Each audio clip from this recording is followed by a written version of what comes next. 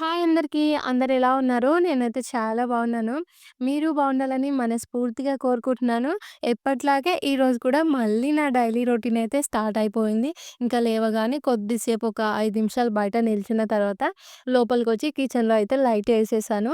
నిన్న ఇడ్లీ పిండి కలిపిన గదా! ఇడ్లీ పిండి కలిపితే చూస్తున్నారు గదా! ఎంత మంచిగా పైకొచ్చి పొంగిపోయిందో.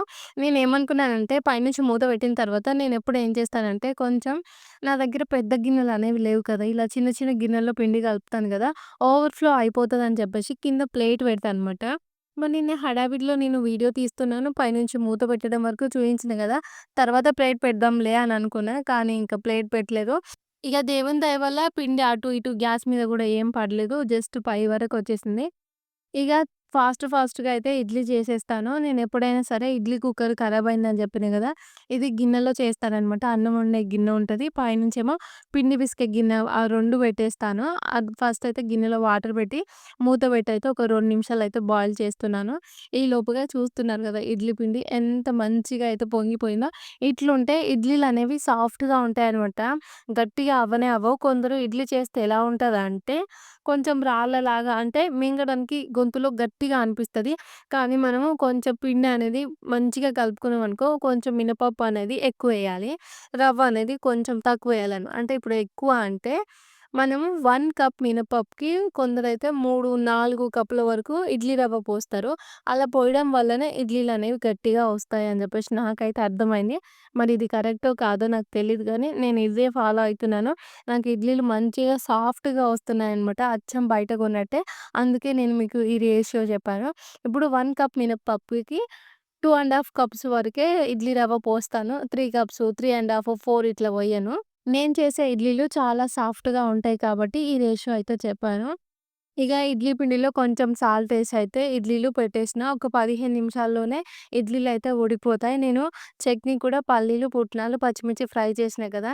ఎప్పుడైనా సరే ఇంతకుముందు పల్లీలలో డైరెక్ట్ మిక్సీలో సాల్టేసేసి కొన్ని వాటర్ వేసి మిక్సీ పట్టేదాన్ని. అలా పట్టడం వల్ల సాల్ట్ అనేది కరగట్లేదు అని చెప్పేసి మా సార్ అంటుండ్రు. నాకు కూడా చట్నీ తినేటప్పుడు ఉప్పు కరగట్లేదేమో అనే డౌటయితే వచ్చింది. అప్పటినుంచి ఏం చేస్తానంటే, ఇలా పల్లీలు, పుట్నాలు, పచ్చిమిర్చి మిక్సీలోకి తీసుకున్నాను గదా! ఒక బౌల్‌లో చట్నీకి సరిపడా సాల్ట్ అయితే 1 ½ టేబుల్ స్పూన్ లేదా 1 టేబుల్ స్పూన్ సాల్టేసి దాంట్లో వాటరేసుకొని అది మెల్ట్ చేసిన తర్వాత, ఆ వాటరయితే మిక్సీ జార్‌లో పోసి దాంతో పాటుగా చట్నీకి కావాల్సిన ఎక్స్‌ట్రా వాటర్ గూడా వేసుకొని పేస్ట్‌లాగా చేసేసిన తర్వాత పైనుంచి అయితే పోపు పెట్టేసుకుంటున్నాను. ఈ చట్నీ ఎలా చేయాలో నాకైతే మా చిన్నమ్మ చెప్పింది. మనమేమో డిసెంబర్‌లో పెద్దమ్మ చనిపోయినప్పుడు ఇంటికెళ్ళినాం గదా! దినాలకు మా చిన్నమ్మ వచ్చింది. అయితే మా శైలజక్క వాళ్ళు గూడా హోటల్ రన్ చేస్తుర్రు కదా! Tiffin centre. అయితే మా చిన్నమ్మ వాళ్ళకి హోటల్ ఉంది. వాళ్ళు పూరి చేస్తారు వాళ్ళ హోటల్‌లో. తర్వాత ఇడ్లీ చేస్తారు.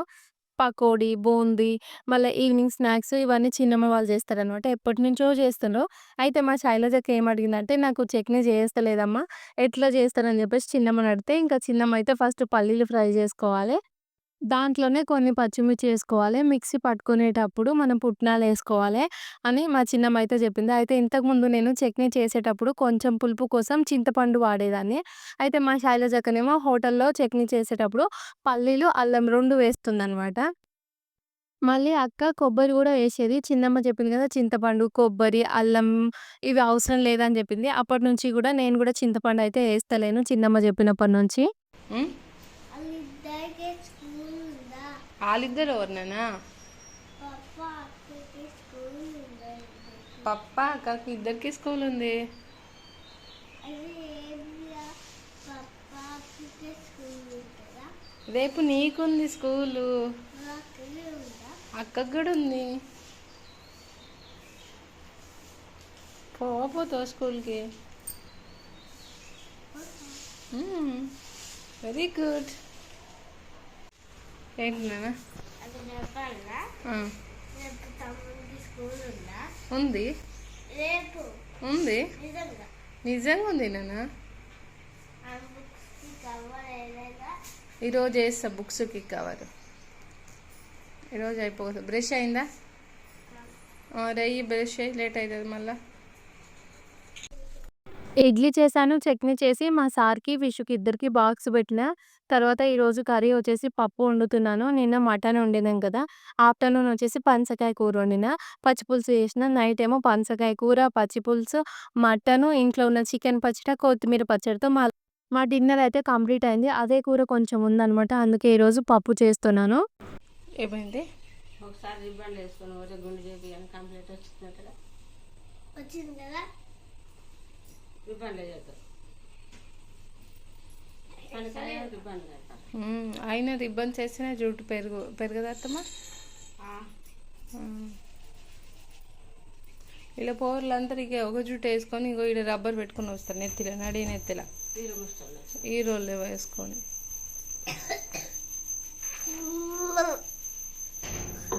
పప్పు పూజ అవుతుంది. మనకి బడి నుంచి రిబ్బన్లు ఉంటాయి. ప్రైవేట్ అయినా గవర్నమెంట్ అయినా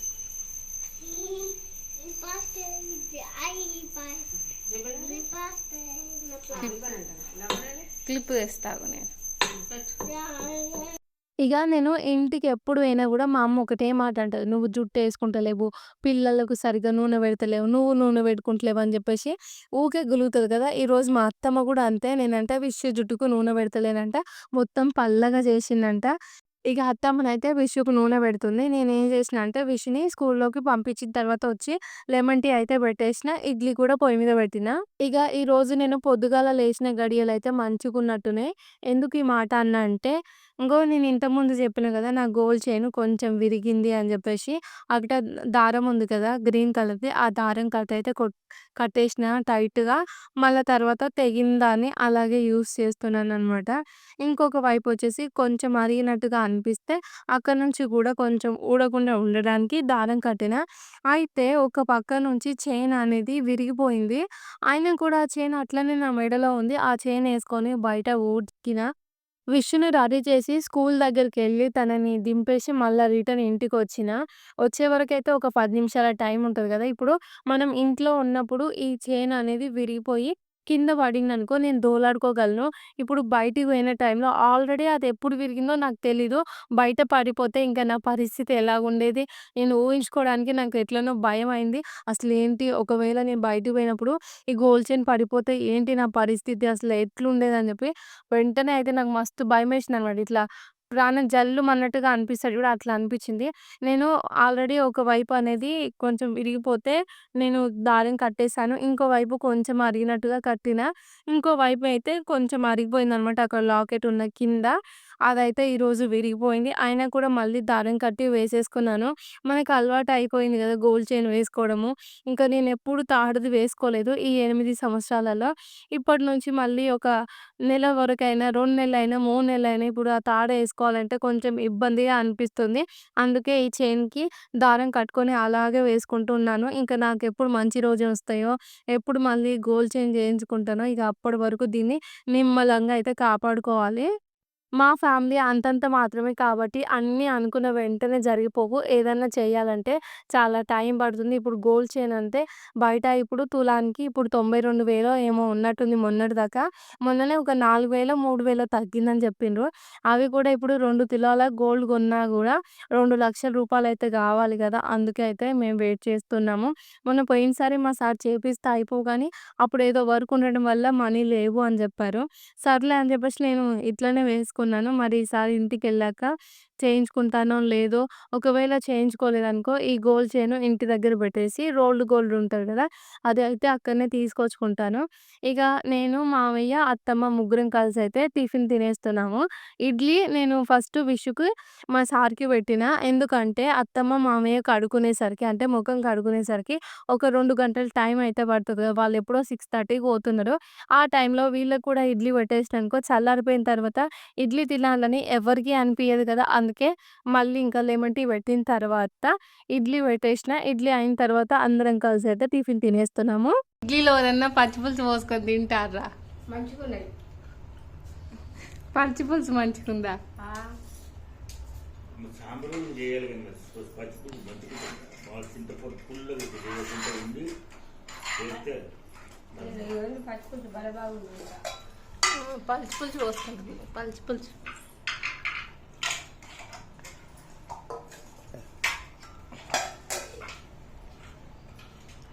ఇడ్లీ ఎట్లుంది? గట్టిగా ఉందా? ఎట్లుంది? బయట తిన్నట్టే ఉందా? ఎట్టుంది? మామయ్య చెప్తారు.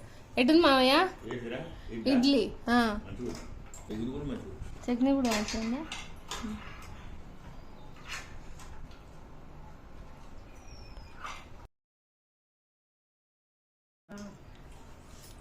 మనిషికి 4 ఇడ్లీలు తినాలి. మామయ్య 4 తిన్నాడు, నేను 4 తిన్నాను, నువ్వు 3 తిన్నావు. ఇంకా 4 తిన్నావు కానీ ఆ? 4 తింటాను మిగిలిన. కొందరు 6-7 ఇడ్లీలు తింటారా? ఆ 3 ఎక్కువ అనిపిస్తుంది నాకు.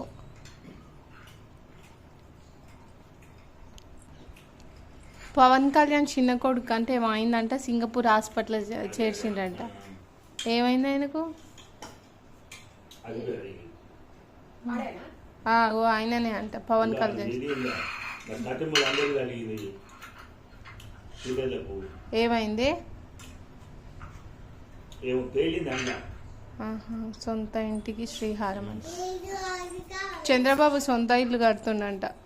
అగరబత్తిలా మరి ఇప్పుడు మరి ఇల్లు దాని చూద్దాలా ఇందాక ఫస్ట్ లెమన్ టీ పెట్టినా కదా, మళ్ళీ టిఫిన్ తినే ముందు కన్నా టిఫిన్ తిన్న తర్వాత తాగితే బాగుంటుందని చెప్పి లెమన్ టీ తీసి ఇడ్లీ అయితే పెట్టేసిన. మేము టిఫిన్ తినేలోపు మంచిగా ఈ టీ అయితే ఇక మన నలుగురికి కలిపి అయితే టీ అయితే పోసేస్తున్నాను. అక్కడ కొంచెం పగిలిన కప్పు ఉంది కదా, అది నా కప్ అనమాట. నేను ఈ కప్స్ కొనుక్కున్నప్పటి నుంచి దాంట్లోనే తాగుతున్నాను. ఏదైనా సరే ఒక్కసారి నాకు నచ్చిందంటే అది కంప్లీట్గా పాడైపోయే వరకు నేను యూస్ చేస్తూనే ఉంటాను. ఆ కప్పుకి పట్టుకునేది విరిగిపోయింది. తర్వాత వచ్చేసి కొంచెం సైడ్‌కి కొంచెం పగిలిందనమాట. అయినా కూడా అది మొత్తం పగిలేదాకా నేను యూజ్ చేస్తూనే ఉంటా. ఏదైనా సరే మన ఇంట్లో ఇప్పుడు ఒకటి చిన్నగా కొంచెం విరిగినా, ఖరాబయిన ఉన్నా కూడా మనం అంత ఈజీగా వాటిని పడేయలేము. అది నేనే కాదు, చాలామంది అంతే. కొన్ని సెంటిమెంట్స్ ఉంటాయిగా, వాటినైతే ఈజీగా మనం పడేయలేము.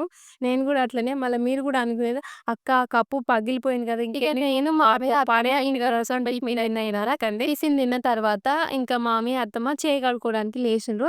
ఈలోపు బయట చినుకులు చినుకులుగా వర్షం అయితే పడుతుంది. వాతావరణం కూడా కొంచెం చల్లగా ఉందనమాట. అందుకే అత్తమ్మకి చెప్పిన కదా, "అత్తమ్మ మనం బయట కూర్చొని చాయ్ తాగుదాం పా" అని చెప్పి. నేను మా అత్తమ్మనేమో బయట కూర్చొని చాయ్ తాగుతున్నాం. మా మామయ్యనేమో టీవీ చూస్తున్నారనమాట. పొద్దుగాలనే ఇంకా న్యూస్ చూస్తారు కదా! ఇక అందుకే మా మామయ్య అయితే బయటికి రాలేదు. నేను, మా అత్తమ్మొచ్చి బయట కూర్చొనైతే లెమన్ టీ తాగుతున్నాము. అయితే నిన్నటి వీడియోకి ఒక సిస్టర్ అయితే కామెంట్ చేసింది, "మీ రూమ్‌లో టీవీ ఆన్ చేయడం ఈరోజు చూస్తున్నా" అని చెప్పి. నిజమే సిస్టర్, మా ఇంట్లో అయితే మేము టీవీ వాడము. ఏదైనా సరే నాకు పిల్లలతోనే టైం అయిపోతదింకా. మార్నింగ్ లేవడం, టిఫిన్ చేయడం, వాళ్ళని స్కూలుకి పంపియడం, తర్వాత ఇంట్లో పని చేసుకునే వరకే 12 వరకే పిల్లలొస్తారు. మళ్ళా తర్వాత వాళ్ళకి తినిపియడం, చదివిపియడం, వాళ్ళతోని టైమ్ స్పెండ్ చేయడం, ఇంకా నైటు ఇంకా మళ్ళీ చదివిపియడం, ఏదో ఒక పని చేసుకోవడం, ఇలా అయితే టైం అయిపోతది. ఇంకా నేను ఏంటి అంటే టీవీ చూడడం అంత ఇంట్రెస్ట్ కూడా ఏముండదు. మీ అందరికీ తెలుసు కదా! ఈ మధ్య కాలంలో ప్రతి ఒక్కరి చేతిలో ఫోన్‌లయితే ఉంటాయి. అన్‌లిమిటెడ్ డేటా ఉంటది కదా! ఏదన్నా చూస్తే ఫోన్‌లే చూస్తారు. నేను కూడా ఫోనే చూస్తా బాగా. కానీ ఫోన్‌లో అయితే ఒక సీరియల్ చూస్తా.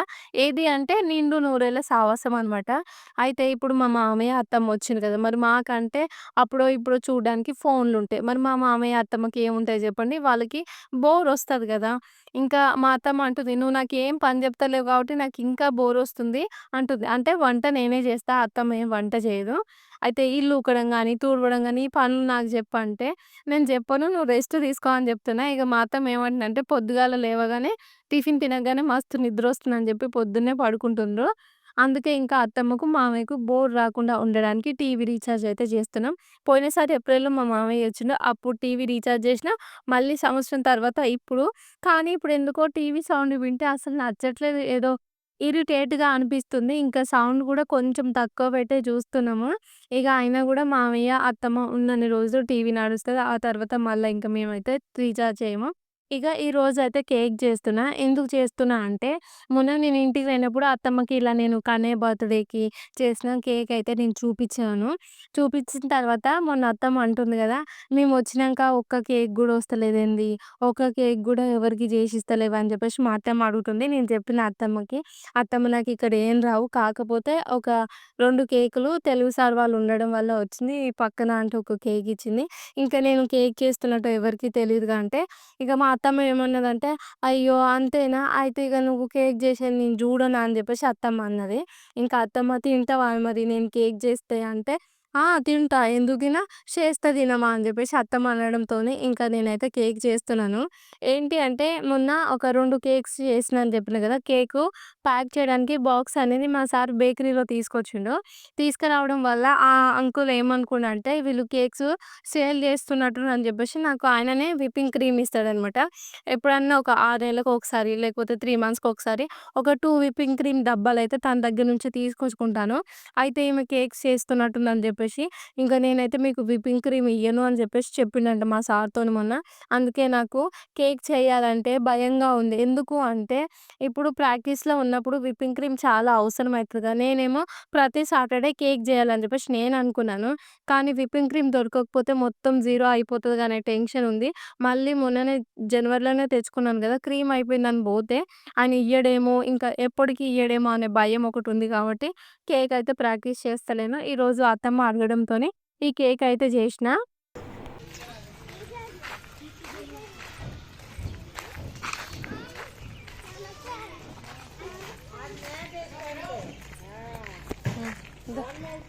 ఆ!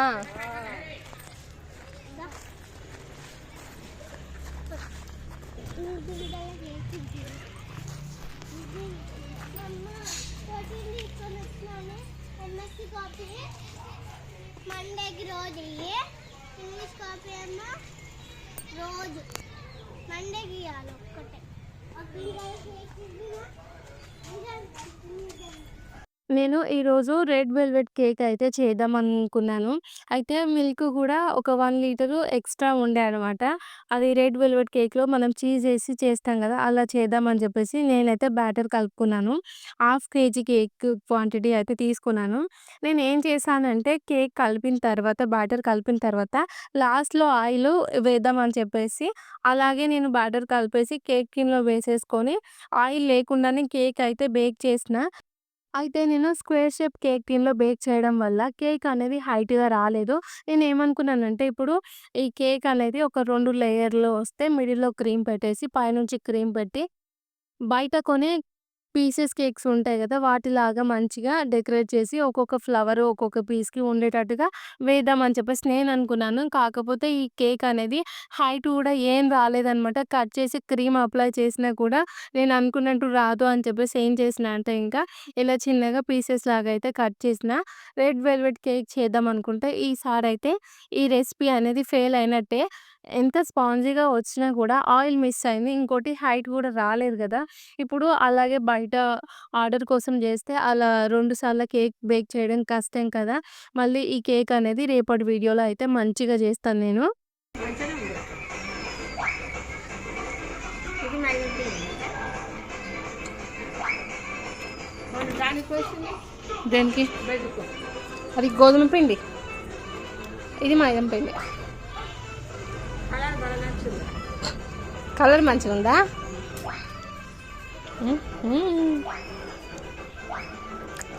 దాంట్లో నూనె వేయలే, మర్చిపోయినా. బాగా నచ్చింది. నూనె వేయకపోతే కొంచెం గట్టిగా అనిపించింది. బాగుంది కాకపోతే. రేపు మళ్ళీ అదే కేక్ని చేస్తా. సేమ్ అదే కేక్ని చేసి మళ్ళీ నూనె వేస్తా. ఇది ఫెయిల్ అయినట్టు రెసిపీ. ఎందుకు చెప్పు? నూనె వేయలేగా. ఆయిల్ మిస్ అయినా కూడా కేక్ టేస్ట్ అనేది చాలా బాగుంది. ఈరోజు వ్లాగ్ అయితే ఈడికే కంప్లీట్ అయిపోయింది. వీడియో నచ్చితే లైక్ చేసి మన ఛానల్‌ని సబ్స్క్రైబ్ చేయండి. ఓకే ఫ్రెండ్స్, బాయ్ మరి. Good night.